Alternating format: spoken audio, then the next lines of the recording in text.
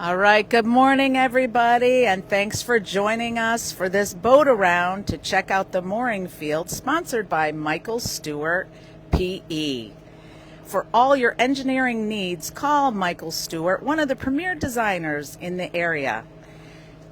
We are here this morning with our tour guides, Captain Curtis, who is the Harbormaster for the town of Fort Myers Beach, and Chris King, who is the chair of the Anchorage Advisory Committee.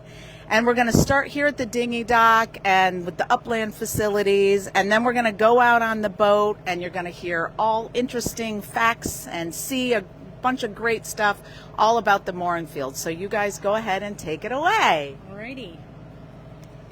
Good morning, everyone. For those of you who don't know me, I'll just give a little bit of information about myself. I am Chris King.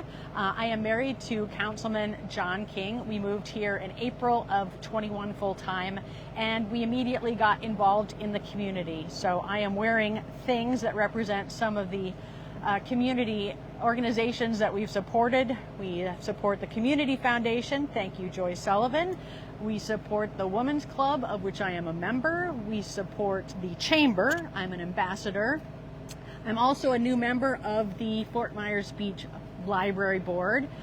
We've supported FMB Strong, a wonderful organization, and I'm here in my capacity as chair of the Anchorage Advisory Committee.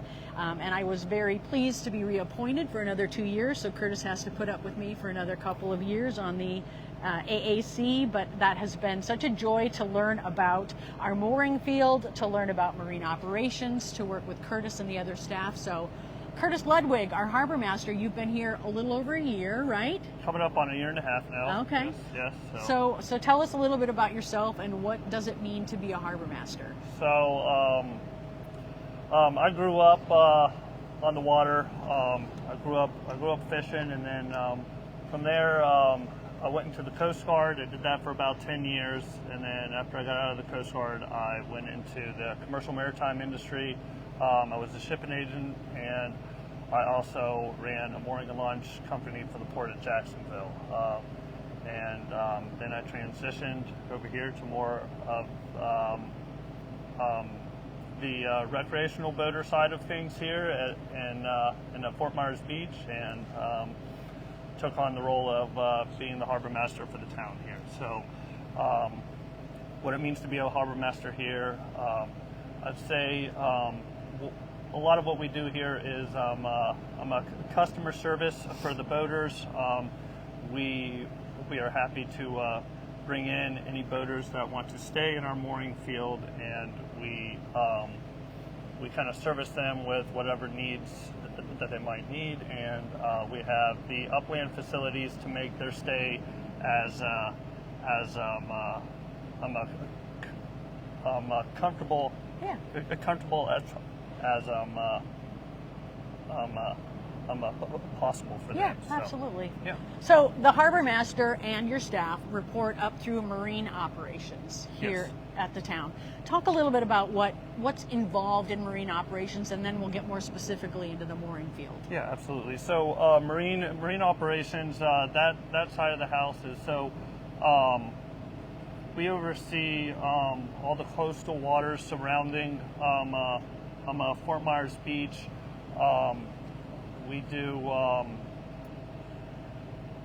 We help kind of enforce the regulations instilled by the Coast Guard, and I'm a FWC here. So and then we also pay attention to the environment. We run a pump out boat, so we pump out all the vessels in the mooring field and make sure nobody's discharging overboard and things like that, and making sure that we keep our waters as clean as possible here for the area that we're in. So marine operations encompasses the mooring field, but it's also a lot more. It's about canals, it's about navigation, it's about the environment, it's about safety, making sure that people are following rules, things like that. Absolutely, okay. Absolutely. We also, the town owns a couple boat ramps and docks down the island as well, so we maintain and upkeep those as well. So it's just not about the mooring field and the falls. It has to do with all the surrounding areas for the town. Okay. So. We'll talk about the mooring field. So this is the Matanzas mooring field, Yes, ma'am. and it has been here for how many years? What's the history of the mooring field? So the history of the mooring fields is kind of interesting. It started in the late 80s, actually. I think before that it was kind of like just in Anchorage here, and I heard it was kind of like the Wild Wild West out here. So, I think the late '80s, Salty Sam's was overseeing the mooring field, and then in the '90s, Matanzas took it over and they ran it, and then once Fort Myers Beach became its town, own, yeah. the town. I think 2000 in the early 2000s. That's when we took it over. Okay. So you say it used to be like the Wild West, and what does it mean for the town to have jurisdiction over the mooring field? What are the benefits of that to our townspeople, to our residents, to our boaters? I think it benefits us because they have to abide by the rules and regulations of the town. We kind of have a little bit more control over things and make sure there's more safety,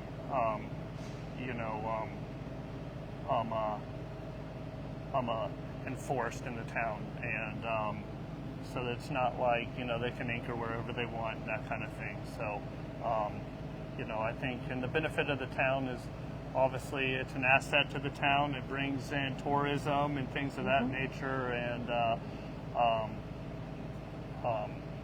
don't know. I think it's a good. It's a very good asset. So. Yeah, I mean, I like to think of the waterways as kind of our side door, our back door to the town. And you think about the roadways, the bridges; those bring in tourists as well. But we also have how many boaters come here annually? How many unique boaters do we have? We have a lot of unique boaters. We have 89 mooring balls in the field. I got 82 of them in service right now, and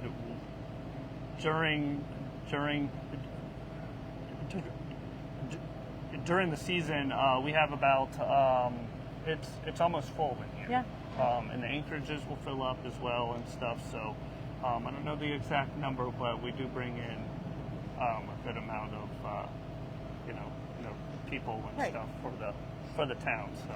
And that's one of the things that we keep track is how many boaters are in the mooring field at any one time and how much revenue that they're bringing in. Absolutely. And the goal is that the mooring field covers its operational costs, which we are close to doing. Correct. It is not a mandate that we have to do that, but that is something that we cannot make money. We Right. cannot make a profit. Absolutely. And if we do, then we turn that back into operations and making something even better for boaters. Correct. Right? Correct. Okay. Yes, absolutely.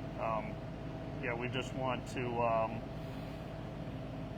We're here to give the boaters the best experience that they can get. Yeah. Here. So, but yeah, any money we make, it will go back into the town and back into the mooring field to make it better, like you stated. So.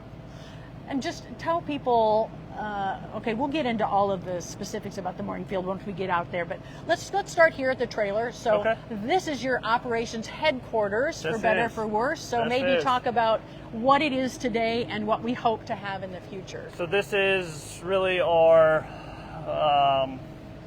temporary but permanent office for the time being, like we like to call it. But so this is a communications trailer that we had, I think, before Ian, and then after Ian, the finance department and people operated out of this trailer. So we were able to bring this back down after Hurricane Helene and Milton. Yeah. And we got rid of the Connex boxes that were here, and this is now our home. So it's a little small, but we make it work.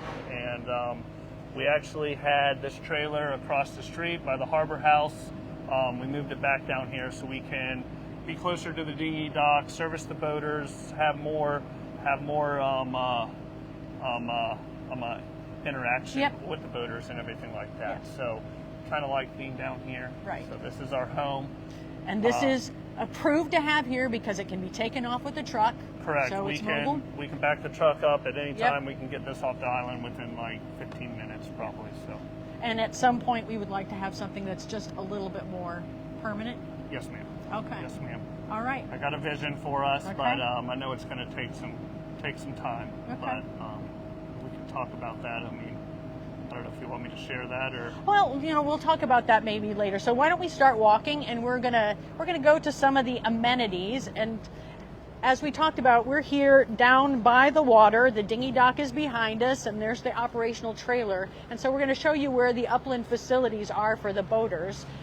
Primarily, they're restrooms and showers. Yes, And correct. laundry facilities. Yes. So it's a short walk, and it's a lovely morning. So we'll just take a little stroll here.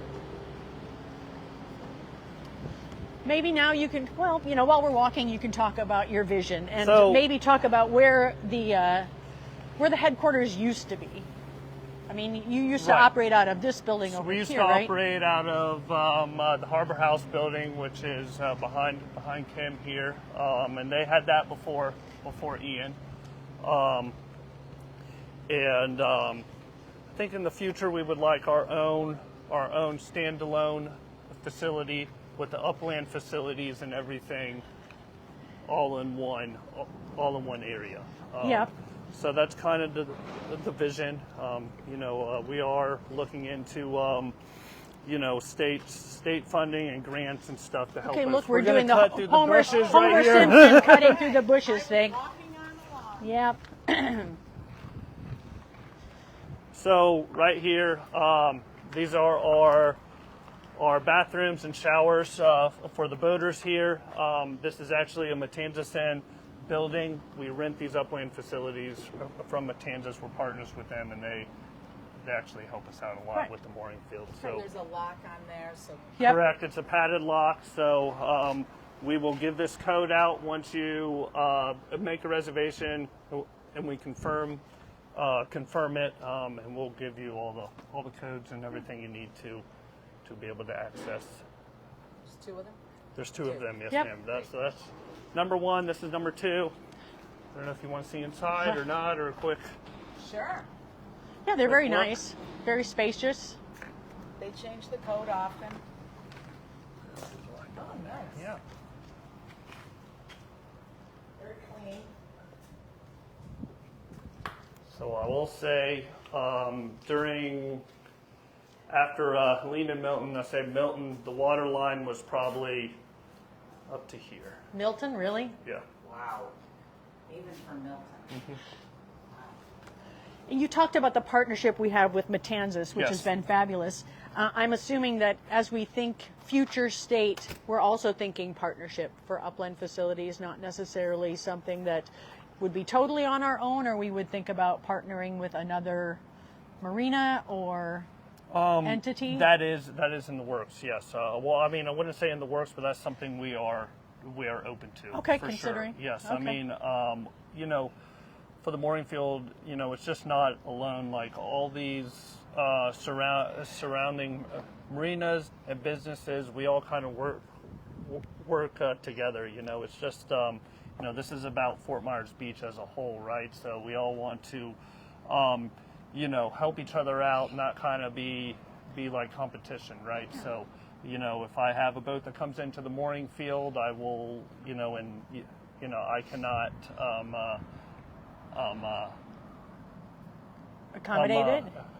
accommodate their needs. I'll push them to the other marinas and stuff like that. So I'll push off business to them too. You know what I mean? So, Collaboration. Yeah, absolutely. It's Absolutely. complementary. I mean, Yes. I think everything is very synergistic and should work together because the mooring field meets the needs of certain types of boaters. Marinas meet the needs of other types of boaters. Absolutely. It depends on size. It depends on what kind of mobility that they want. Correct, because marinas have things and they offer things that we don't have. So it's pros and cons. So there's room for everybody here. You know what I mean? Yeah, So, yeah. All right, let's go look at the laundry facilities. yes, absolutely. And we're not going to go through any more bushes, are we? No, we are Okay. not. Because that's kind of fun. I watch where I'm walking. Yeah. Nobody goes down on this trip. No. All right, so over here we're going to go up and to Matanzas here.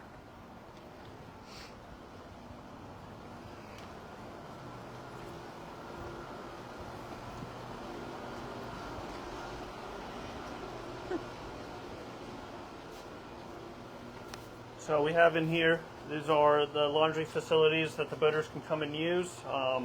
You know, this is a big, one of the big requirements the boaters ask for if we have laundry and stuff like that. So we're happy that Matanzas lets us use this for the boaters and things of that nature. So this is a big. So most of the big boaters asset. who come to the mooring field, their boats have some sort of a restroom facility. Most of the boats, would you say? What do you mean? So the boats have The it, boats, or, yeah, yes. the boaters. Yes, Yeah. yes, they do. A marine but they toilet. But correct, but they like to use the upland facilities, so they don't have to fill up their tanks a Sure. lot, stuff like that. So they try to keep it minimized when they are in the mooring field Yeah. and everything like that. So. And, you know, these are people who are not just coming for a day typically. I mean, they're, when we call them cruisers. We had a Right. cruisers appreciation event in April, and we'll be doing that again next April. But, I mean, these people are spending significant time on their boats, getting here, going other places, so they obviously need to do their laundry. Absolutely, absolutely, yeah. Especially for the long-time boaters, you know, 10% of the mooring field are long-time people that actually live on their boat in the mooring field. And then we have a lot of monthly reservations. So, you know, for that month, people like to have, you know, be at home as much as possible. Yeah. You know, so Cool. we try to provide those needs for them. All right. Any other facilities we should look at while we're wandering up here? So if you want to point the camera, Kim, down here, down this canal, you just kind of can take a peek down there. That is where we kind of keep our boats overnight and things like that. We have our work boat or pump out boat there right now. And these are considered Matanzas docks, right? Correct, yes, Okay. yes. And a lot of people ask me, boaters come in, if they have access to Matanzas pool. They do not, unfortunately. So that's one thing I wanted to let people know. People in the mooring field do not have access, unfortunately, to the pool. A lot of people ask me that. I'm sorry. But You could always rent a room. correct, absolutely. If you're in a room, then you yes, can go. absolutely, absolutely. All right. So I think we'll walk back down. I'll show you our brand new dinghy dock that we're very excited about. So Curtis, as we're walking, talk Yes. about where some of these boaters are coming from. Okay, so now that season is picking up, we got a lot of boaters that conduct a great loop. So they'll start up north. Some of them will come in, come from Canada, Minnesota, Ohio, and they will take the river and come down and do a loop around Florida and back up. So I mean, that's pretty fascinating to think that we have waterways that are that interconnected that you can come from Canada down to Florida. I mean, absolutely. that kind of boggles my mind. No, it's awesome.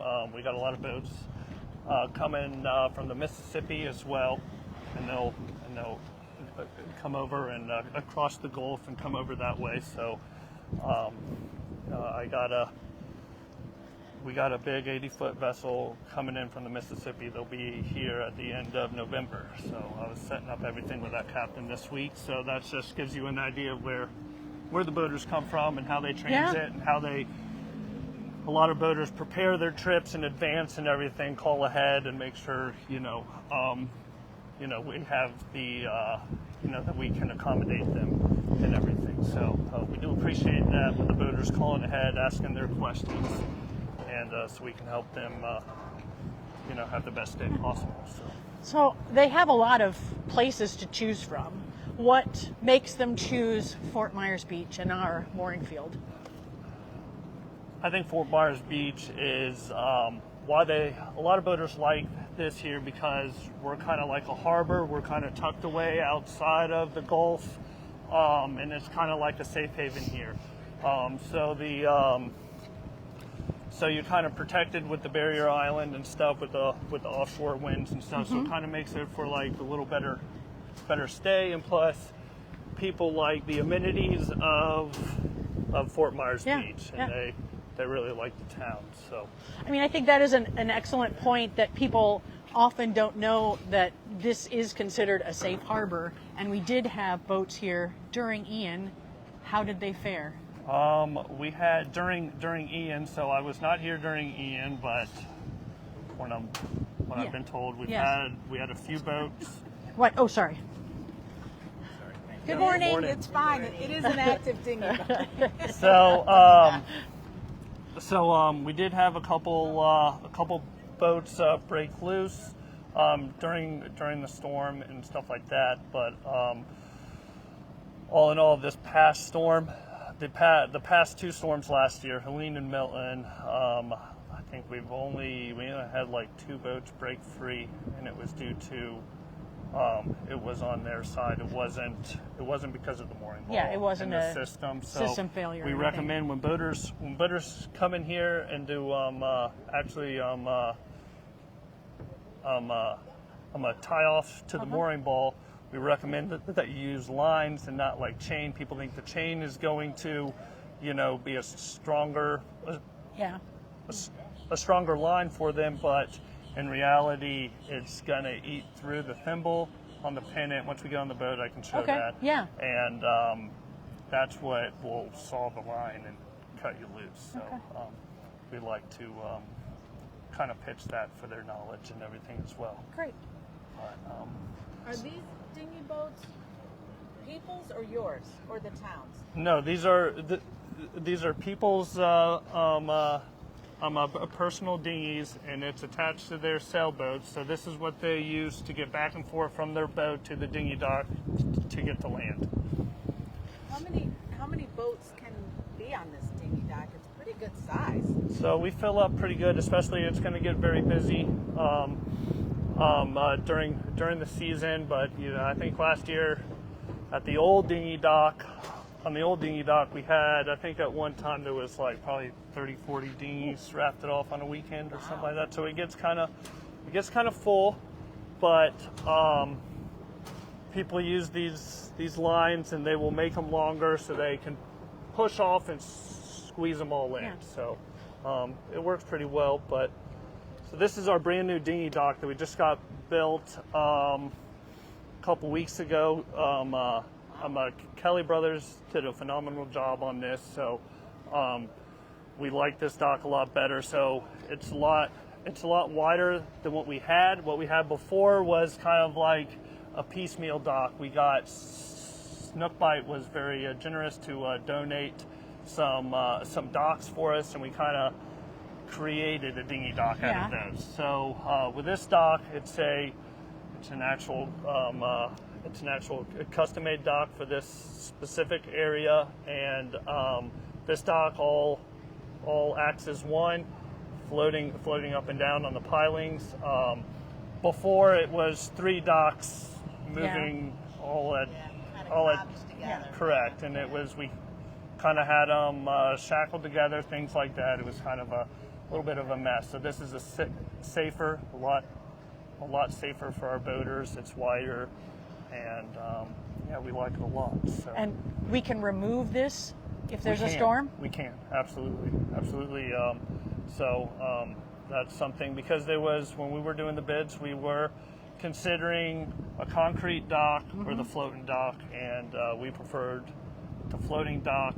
If we do have a storm, costs for repairs and stuff like that to this dock would be a lot cost effective than having a concrete dock, but that's more of a permanent thing. So, but we do have our old dock, and we're planning to use it for. So yes, so there are talks. We're still kind of figuring out the logistics and things like that. But I think what we plan on doing is to put one of the dinghy docks over there by the Mound House. There's a short dock there, and coming up in the future, once we start having the ferries and the taxi service, the Mound House is going to be a stop, right? So we're going to put one of those docks out there for it, so the ferries can moor up to it and have a bigger platform to dock, and easier for the customers to get off the vessel or to get on.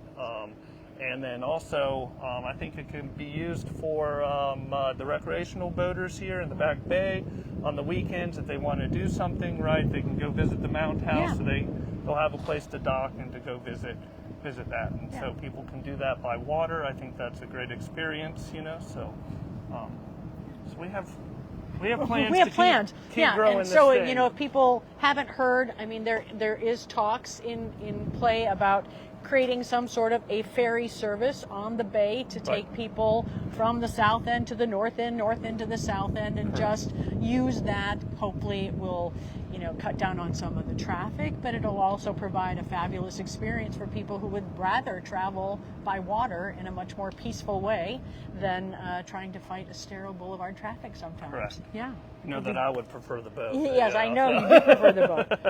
So as we walk to get on the boat, I think it's probably boat time. Yes.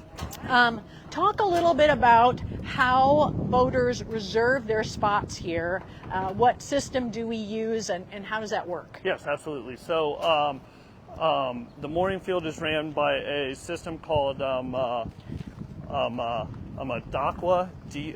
DOCKWA. It's a website that you can go to, and they also have an app as well. So we run the mooring field through that system. We take payment through that system, and the boaters will have to reserve their spot and make a reservation through DOCKWA. And one of the main requirements to be able to come in and stay here in the mooring field is we have to have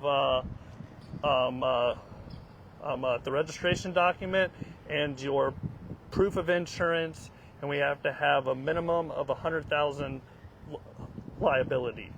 So we need both of those documents uploaded in the reservation on DOCKWA before we confirm and assign you a mooring ball. So that's ensuring that we're having people who, you know, are respectful, hopefully, Correct. and are covered, that we're not going to have derelict vessels. We'll talk about derelict vessels, hopefully, when we're out on the water. But, you know, we just want to make sure that we're attracting, you know, a great group of folks to come here and stay in our mooring field and enjoy everything that Fort Myers Beach has to offer. Absolutely. Yeah. Absolutely. All right. Talk about the boat. All right. What so, boat is this? This is our pump out boat. So this is the boat that we use to pump out the other boats in the mooring field. We have this boat through the CVA grant that we do. So we run this boat through that grant, which helps us keep our bays clean by pumping out these boats and stuff like that, so we prevent them from any discharge in the bay. So this boat will hold, it has a 1,000-gallon sewage tank that holds, so it can get pretty heavy, especially in season. We have to pump out almost one or two times a week during the season. So, and then we use Salty Sam's facilities and Pink Shell's facilities to offload our vessel. Yes, ma'am.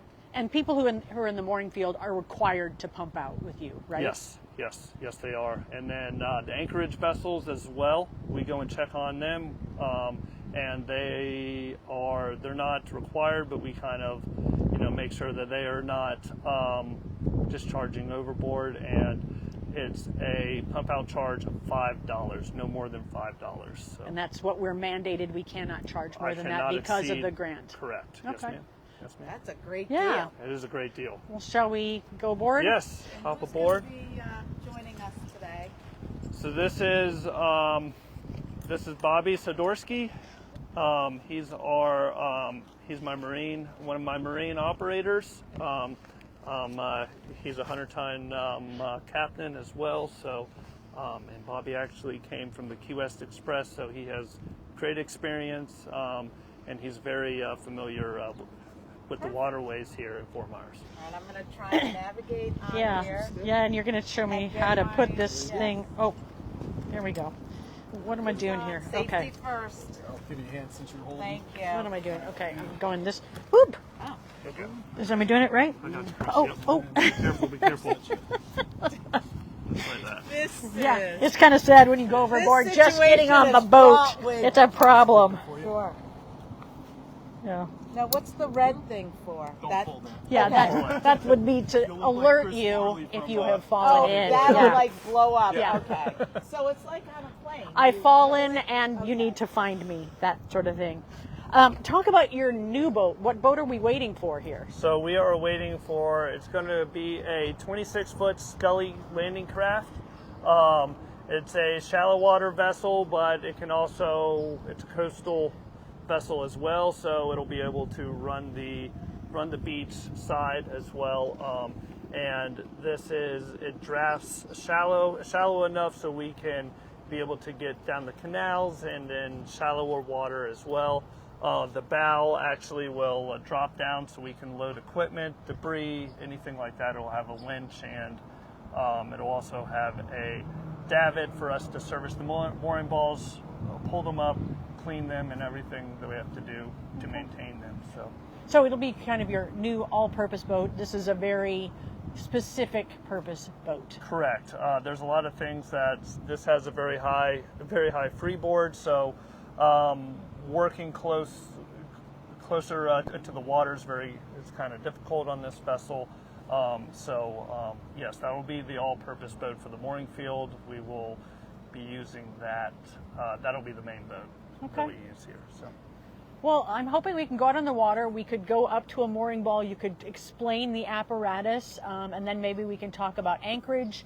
We can talk about derelict vessels and talk a little bit about canals. Sounds good. All right. Let's do it. I got you, Bobby. You get the wheel. So everybody buckle up. This is going to get exciting. Hold on, Kim. So how is the engine like in that, Curtis? Like it's not open. I'll It's not open to the water. Right, correct. So, hold on. So I'll come back here. I'll explain this for you. So this is kind of a safety mechanism for the boat. It kind of encloses it. So if we have to, back up into anything, this will hit first before the engine does and stuff like that, and how the boat's designed with the tanks and everything like that. So Are a lot of boats designed this way, or this is a specific? this is a specific design boat for what it does for pumping out vessels. I believe Key West and Marathon have a boat similar to this as well through the grant. All right, so talk about the mooring field. Where are we right now in terms of how the mooring field is set up? Okay, so right now we are directly under the San Carlos Pass Bridge here, and we are right in the middle of both of our mooring fields. So it's kind of divided into two sections right now.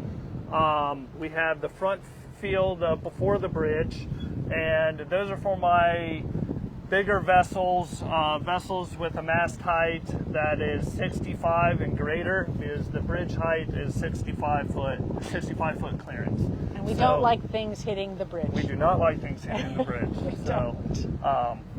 So that's a recommendation, or that's something that we ask our boaters when they do the reservations. They have to put in their mast height and stuff like that, so we can determine where to put them in the mooring field.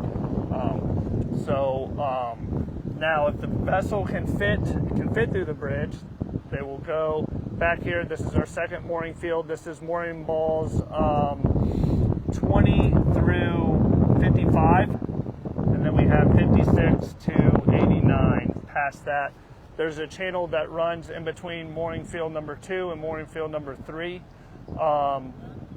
that will take you to Salty Sam's, and then right at Salty Sam's is where the third or the extension of the second field starts again. So the front field, it's not only for vehicles, well, mostly for mast heights because, you know, we can't get certain things under the bridge, but also is there a larger swing radius out on those balls? So they are for larger vessels. Correct. So if I have vessels, just like a trawler vessel or a motor yacht, that is 70 to 80 foot, we will put out in the front of the pass out there, do mooring balls 1 through 4 out there. So, so the mooring systems up there are a little bigger, and they can hold larger vessels of that size. So. Yeah. So that's another good point to bring up is the fact that not all balls are created equal. Some of the systems are designed for these larger, heavier boats. They have, you know, they're bigger systems, and they also allow for a larger swing radius. Correct. So you position the boats based on their size and kind of how long they're going to be here. Correct. That's how they kind of get positioned in the mooring field. You are exactly right. It's you. I've been on the Anchorage committee 2 years now. She's learning well. So I cannot captain a boat, but I like boats. So we have 40-foot spots, 50-foot spots, 60, 70, and then if you have an 80-foot vessel, we recommend that you call the mooring field. That's kind of a special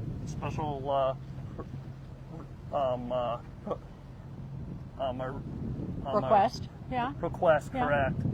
Because I only have a couple mooring balls that will withhold that size vessel. So, but I mean, look at all the boats. I mean, we have a lot of people here.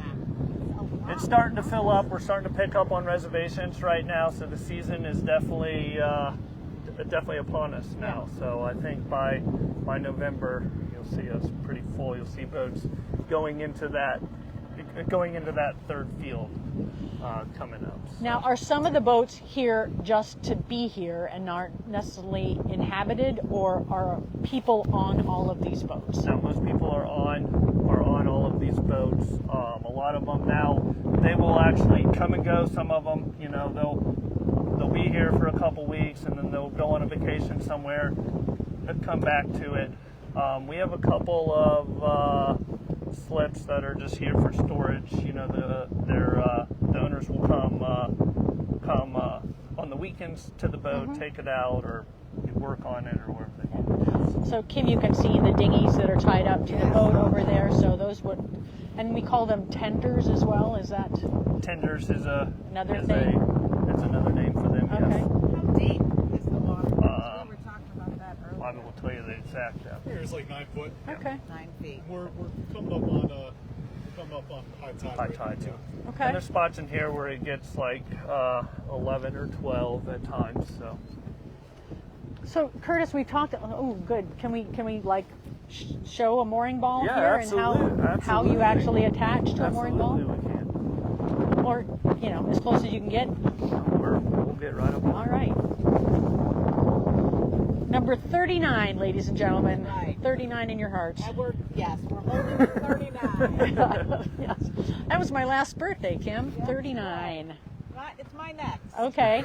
Well, you are younger than I am, so. Curtis, there you go. Thank you, sir. So a lot of boats will, when they come, they'll have their boat hooks, and they'll come up with this to this pennant right here. This ball floats it, so it keeps that eye out of the water, so we don't get growth on it, and so boaters will have a clean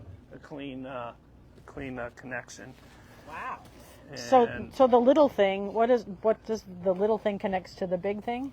Correct. Hold Okay. on. Back up a little bit, Bobby. Sorry, I'm missing it. I need one of those for the show. Then I can hook Ed. Yeah, and there you take go. him right off. There you go. come up some, Bobby.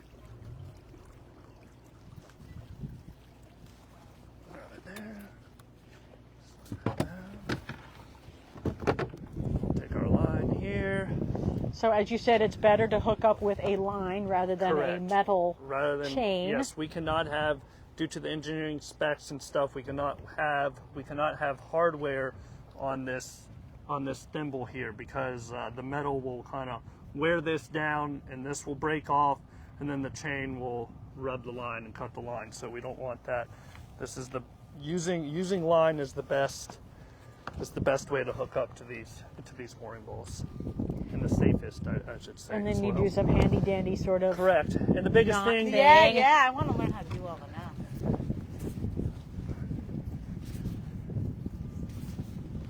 Okay. So let me talk about this for a minute. So we recommend when people hook up to these mooring balls, we have people that like to put out about like 10 to 15 foot of scope.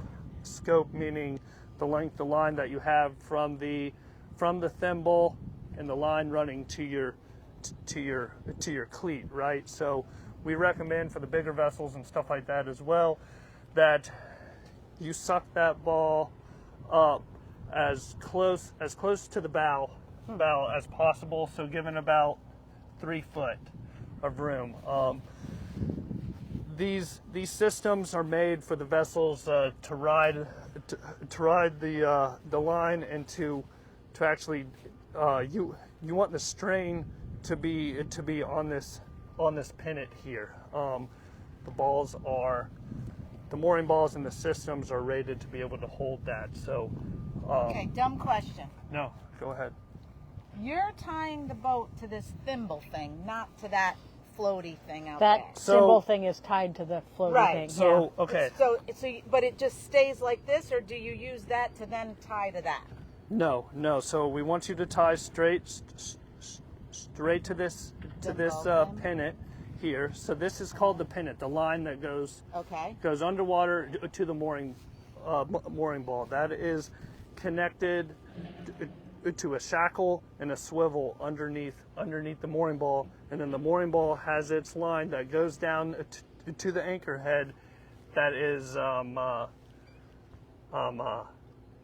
that thing's screwed secured to in the bottom. Yeah. to the floor, yes, to the seabed floor. So the difference between mooring and anchoring is mooring, you've got something screwed into the bed of the bay, but we're going to swing around, and so that is not going to scour the bottom. No. When you drop anchor, the anchor is moving all the time, and so it can scour Correct. and take up, some seagrass and other things. It's not as environmentally friendly, perhaps. Is that a way to say it? Yes, that's the way. But the main thing for this mooring ball is that it gives you security, as you know that your anchor's not going to drag, but this gives you a swing radius, and the vessel will actually shift and rotate with the current. So once you go over the bridge, or you look at the mooring field, you'll see all the boats positioned in a certain direction or things like that, and that's because the current is pushing them. So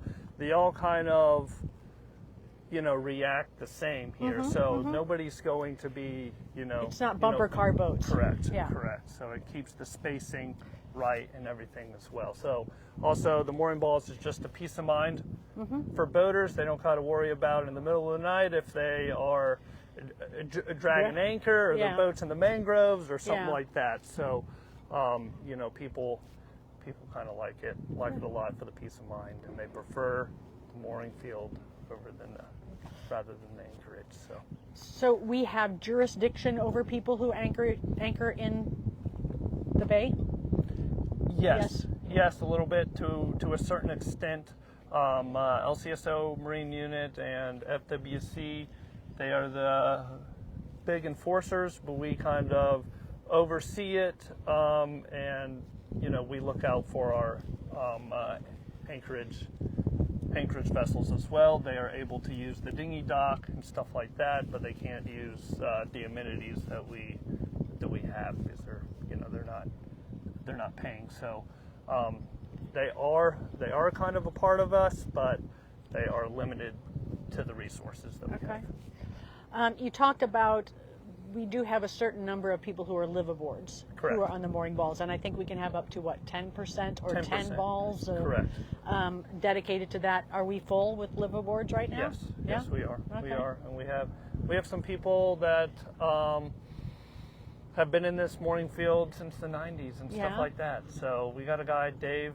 Dave, he's been here for a long time. Yeah. So and he kind of and you know all of our long-term boaters and stuff like that. You know, they're it's kind of like a family out here, and everybody kind of helps each other out and stuff like that. The biggest thing that we ask that the boaters to kind of help each other with is rides back and forth from the dinghy dock. You know, we try not to have overnight dockage at the dinghy dock. So and we know that people, you know, will go out of town for the weekend and stuff like that. So we want them to keep their dinghies on their boat and stuff like that. So we ask that everybody kind of helps each other out and give rides and stuff. I know we lost a taxi service in the mooring field after Ian, so that is something Maybe coming back. we hope that somebody Yeah. starts a business and brings that back. Yes. But how peaceful is it out here? I mean, it's absolutely beautiful. Light breeze, sun is out, starting to feel really good. Yes. I would live out here. I know. on a day like I know. I today. mean, look at Yeah, I it's mean, beautiful. when Look at it's the view. raining, I don't know. But yeah. What are some of the rules of the bay that we ask people to abide by if they're in our mooring field, and then even for boaters in general? What's good behavior? So we ask that I all mean, the what boaters. are the laws? Yeah. Say again. What are the laws? Yes, too? yes, absolutely. So that's what I was getting at. You know, Okay. we ask that all the boaters are familiar and keep up to date with the FWC and the United States Coast Guard safety rules and regulations for the waterways, and we ask that everybody abide by those rules. So one of the big things here in the back bay, from the start of the pass by Pink Shell Marina all the way down to Snookbite Marina, it is a no wake zone at all. So that means, you know, that's really just clutch ahead in your boat. You just bump your boat in gear, and that's pretty much as fast as you can go. So that's a big thing in this area, especially with the homes and the docks and everything on the island side, and with the mooring field boats and stuff like that. We ask that people really watch the no wake zones and stuff like that. That's kind of the biggest courtesy we ask the boaters to be aware of and everything like that. So we ask that, especially during the season. We have a lot of boats, and we also have a lot of tours back here in the back bay. Kayakers, paddleboarders, stuff like that. We also have wildlife, manatees, dolphins. So we don't want vessels going at a fast speed at all. We don't want them throwing a big wake. We don't want smaller vessels getting waked out and taken on water. So we really ask everybody for this upcoming season and to abide by those rules and Right. laws.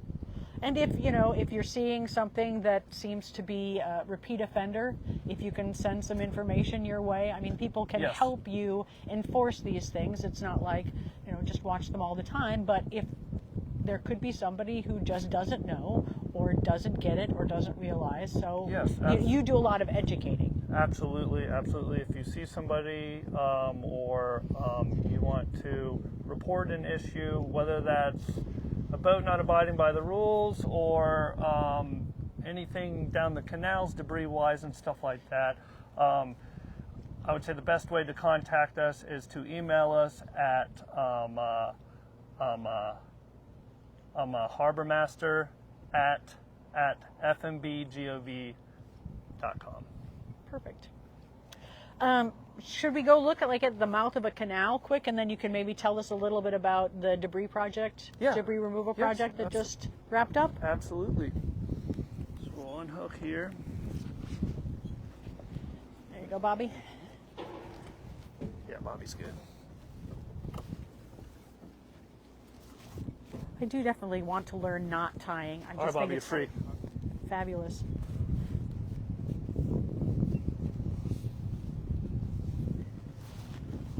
So we have lots of canals on Fort Myers Beach. Yes, we do. Some are private, some are owned by the town. There's a lot of different relationships.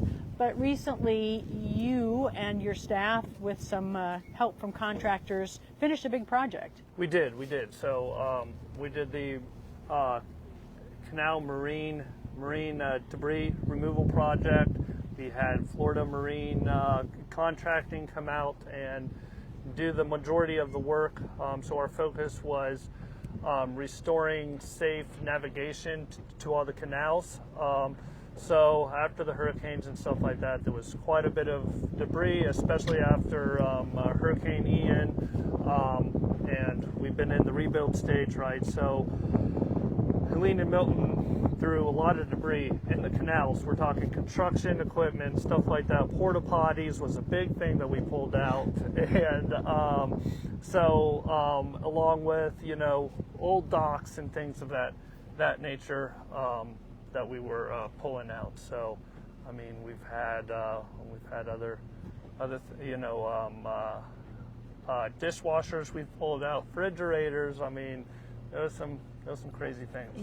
That we found. So. And we're talking thousands and thousands and thousands of pounds of debris. Yes, we are. And so your initial scope was really just trying to restore navigability. Yes.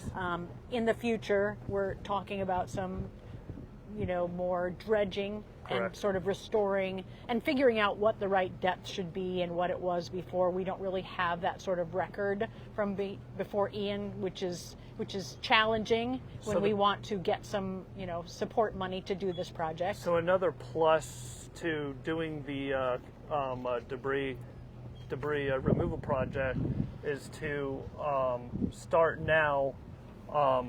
We have a maintenance records of our canals, and we also go through. We check all the outfalls in the canals for environmental concerns and everything like that. And there's logs that we keep now for that. So, God forbid if we do have another storm, right?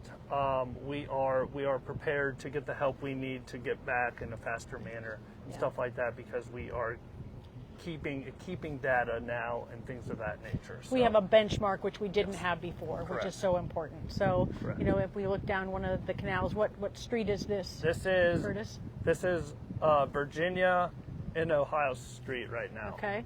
And so actually Ohio Street, this canal has a boat ramp at the end of it down here, a public ramp that people can use as well. So this is a big. What is how, like a big boat can't come down here? Are there restrictions on the size of the boat that can come Yes, through and here? it's mainly based off the vessel's draft and what the canal depth is. Each canal's depth is different right now. The mouth of the canals are kind of more shallower. So once you get through the mouth of the canal, it kind of gets a little bit deeper. And also with the debris removal project, with getting the debris, it kind of helped us, I wouldn't say dredge, but it made more. Right. You've little got bit stuff more- off the bottom. You've got more. more space. Yeah. Yes. So, Bobby, how deep are we right now? 5.5, 6 foot. Okay. But we're at high tide, right? We are coming up on high tide Yeah. right now. Yes, I think 11:30 is high tide, so we still have a little bit more to go. But So So, talk yeah. about public boat ramps. How many of those do we have on the island? Do you know? so public boat ramps, I believe we have 2. Okay, so we got 2 this right one. now. We have this one, and we have one down on Coconut. That one's kind of closed off for the time being right now. It kind of washed away the concrete and stuff like that through the storm, so we are in the process of trying to get that resurfaced, and so so our residents can use that. These boat ramps that we have, they are not big, great boat ramps, so you can probably fit up to probably 18 to 22 foot boat in these ramps. They are perfect for like small boats, jet skiers, things of that nature. Kayakers can Yeah, put kayak launch. their kayaks in here as well. But I know that we have, the Lover's Key boat ramp, south end of the island, and then I believe over on the San Carlos side, over there by across from Dock Forge, where that marina is. I've heard that there are plans for a boat ramp over there, so it'll be a bigger boat ramp, which Right. I think is great for this area. So people can have a little bit better access when they put in their vessels and stuff like that. So, Yeah, and they'll be across the way, so Correct. there'll be plenty of parking over there. They'll be able to put in, and hopefully they will do as good of a job educating as you do about the importance of following the no wake zone and other rules of the water. So this is one of our boat ramps here. So the high tide, we got to come and clean that a little bit, but it's been pushing up the debris. But And then I use this ramp for my personal boat a lot too, so I take advantage of it and like then it as well. people have to, they put their boat in and then they have to go find some place to They park. either find their place to parking. We have boat and trailers have parked on the side here, and I haven't heard everything's been fine with that. So there's some cleats on the seawall here. I don't know if you can see those, but people can put their boat in, tie off there, And then go park? Yes, correct.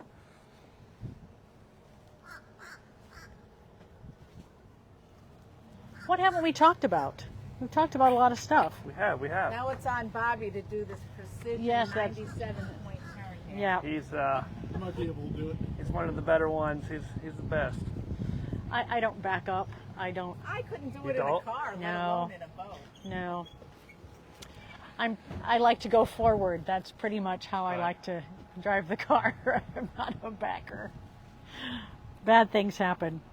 The biggest thing with boats, other than cars, right? So Yeah. you don't have brakes on boats, so you can't stop on a dime or anything like that. So you kind of gotta anticipate your dockage and stuff like that. Yeah, I mean, you have to be very, very aware of your surroundings and also Absolutely.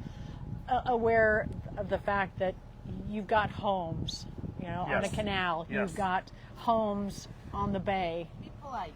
Yeah. Correct. Right. Yep. So a lot of these boat lifts, I would have imagined, gotten completely demolished in that Yes. big storm. You And see a they lot all of- look fairly back. See a lot of them that are still a little bit damaged, but you And gotta then you've got some new ones. got a now. dock like this Yeah. that's brand new. Looks like your dinghy dock. Yeah. Correct. So I think the rebuild is starting to really take off now, and people are starting to get back to a normalcy now. So, which is great. So, Kim, I see we're coming up to the top of the hour. And so, do we have a hard stop, or should we kind I of guess wrap things up here, or? Yeah, whatever you guys want to do. I don't know if Facebook has a limit on time. Okay, I So didn't know. if you guys have all your information in, we can wrap Well- up on this beautiful. I know what a And what a if morning. anybody has any further questions about the mooring field in the future and stuff like that, please reach out to us. You can look up on the town's website, the mooring field numbers on there, and you can give us a call, and I would be very happy to share any information and answer any questions that you might have. So we're looking for a great season this season, and we look to increase the people coming to Fort Myers Beach and to give them a great experience here. Yeah. So. Can you talk about the cost of Yeah, that? absolutely. Oh yeah, Absolutely, there you go. absolutely. Of- Good. of how much it costs to To moor. moor. Yeah. So our rates right now, we have a nightly rate. So you can kind of think of the mooring field as kind of like a hotel, Waterfront. Yeah, a exactly. waterfront hotel. Correct. So our nightly stay is $35 a night right now, And then you're never getting that at a waterfront hotel. no, you're not. Maybe And a then- tent. And then you have a monthly stay. Our rate is $535 a month right now. So those rates just increased Slightly. slightly, but Yeah. And that puts us, Keep pace. yeah, it puts us kind of in the middle of the pack, middle to the upper of the pack of other correct. mooring fields around here. Yes, ma'am. Yeah. I mean, so what we've talked about really is the fact that the mooring field is not its own thing. It's part of marine operations for the town, which does a lot in terms of making sure that environmentally, public safety, tourism, navigability, I mean, all of those things you're making possible for the town. You know, all the while you're bringing in people from all over the place, from up north, from everywhere, I think to come and be tourists. absolutely. I think the mooring field is a big part of the tourism here on Fort Myers Beach. I feel like it might be forgotten about a little bit, and so we're just here to share what we have to offer here at Fort Myers Beach with the mooring field and the marine side. I think I know that people like to come to Fort Myers Beach for the beach and stuff like that, but also people like to boat as well. I don't know if y'all have been here during the season, but around noontime on a beautiful Saturday like today, these waterways will be packed with boats changing back and forth. So we just want everybody, all the boaters, to respect the environment in our back bays, and take care of the water. Don't be putting trash in the water or anything like that. We want to make this the best environment possible. Yeah. I'm looking back in the background here. How do the mooring balls go as far as the eye can see? I mean, I know they can't see that far, but Correct. So there's Further, an yeah. island Wow. right back there, and the mooring balls will back Okay. up straight back to that island. It'll pretty much cut off right by the entrance to Hurricane Bay there. so, and then you put I'm just going to guess that you would put the long-term people more back there. I actually Or is it the other way? keep the long-term people more so in this second field in this area right here, because they're staying here long-term, so they want a little bit of a closer access to the dinghy dock and stuff like that. So that's kind of how we So we who- go Which about is it why right you're now. the harbor master and I am not. So who would get the furthest away mooring balls? It'll be our transient vessels. Okay. I hate to say that, but it's just how it goes, and it just depends. Every boat that comes in, I try to put them in the best spot possible for them and right. for the size of vessel that they have. Right. So there are limitations there that I need people to kind of understand. And when we're assigning your ball, we're taking everything into consideration and everything, and try to give them the best spot Right. available. And one thing I did learn is that transient is a good boating word. It just means we're not here for very long. Correct. And So- a lot of people, they'll start up north and they'll work their way down, and a lot of people will stop. This is a stop for people to go to the Keys and stuff Yeah. like that, and they will come back and stay on the way back up. So I think we're in a great location for that as well. So I would encourage people, when you're sitting down at a restaurant, you don't know how people got here. Right. And it's always great to have a conversation with somebody who came from another place, and just to understand how they're experiencing Fort Myers Beach, how we can make it more welcoming. That's what I really liked about our Cruisers Appreciation Day event, is that we had 40 or so people from the boats come, and it was just nice to talk to them. There was a lovely gentleman from Canada who spoke out on stage and talked about why he's been coming here forever. Right. It's just, it's fascinating because there are so many different lives that are converging here. And I have a lot of people, that have been coming here for years, and they keep coming back, and we get phone calls beforehand like, hey, this is so and so. I've been coming here for so many years. I want to keep that tradition going and to bring back as many people as we can back to Fort Myers Beach. So It's fabulous. I believe Fort Myers Beach is on the up and up. That's for sure. There we go. All right. Do you have any more questions? No, I think I'm out of questions. Bobby, You did good? we miss anything? Got it all pretty much, I guess. Okay. All right. All righty. Well, thank thanks, you. folks. Yes, thanks. We and appreciate remember- the opportunity very much to explain more about the mooring field, which, as you know, Curtis says, it's in plain sight, but sometimes people don't know what it is and know what it's all about. So, you know, if you have questions, Curtis is your guy. And there is Dave. He's one of the longest. He's waving on Hey, the sailboat Dave! there. He's one of our longest residents here. Now in that's the an mooring interview field. we got to get. Yeah, sometime, exactly. Too. That would be good. So, Yeah, that might we might have to put that one behind a paywall. Is that what you're suggesting? Huh. Salty? Is he salty? Well, I want to thank yes, you he guys. is. He's very salty. I want to thank you guys for doing this and providing so much information. I also want to thank our sponsor, Michael Stewart. I don't know if I got the middle initial, but please give him a call. His number is on the screen, and we so appreciate you guys doing this. Well, thank you. Yes, Appreciate and thank it. you, Beach Talk Radio, for having us on. We appreciate it. Hang loose. All right, bye. Bye.